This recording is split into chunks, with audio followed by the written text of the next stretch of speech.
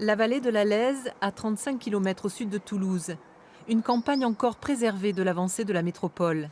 Cela n'empêche pas Alain Brousse de se battre contre la consommation des terres arables depuis 35 ans, depuis qu'une ligne à haute tension traverse son exploitation.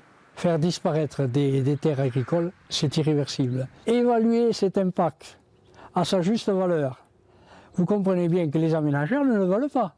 Parce que ça va avoir des conséquences, parce que ce n'est pas sur 10 ans, 20 ans, 30 ans, c'est sur l'infini. Il faut compenser ces pertes de production. Il faut que ça soit pris en compte. Ce qui doit être pris en compte, c'est l'intérêt public de l'agriculture. La terre, un potentiel économique très convoité. Durant des années, le développement de la métropole et de sa banlieue a progressé sur la campagne au rythme de 1000 à 1500 hectares par an. Depuis 2008, la tendance est à la baisse. En 2014, 500 hectares ont été consommés. Pour la SAFER, acteur majeur de la gestion du foncier agricole, cette baisse est due à plusieurs facteurs.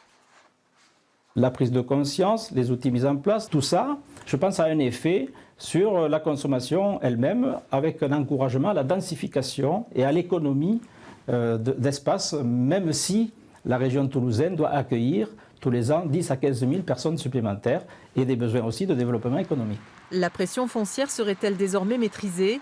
L'aménagement des espaces urbains et ruraux a été regroupé au sein du SCOT, un outil qui permet aux élus de 113 communes autour de la métropole toulousaine de développer des projets en respectant les espaces agricoles.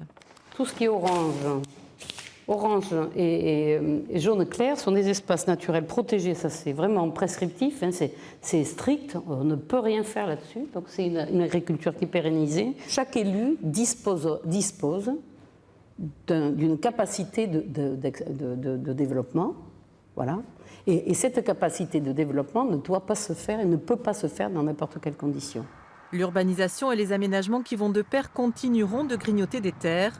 En janvier 2016, un décret de loi sur la compensation agricole devrait faire encore évoluer les enjeux.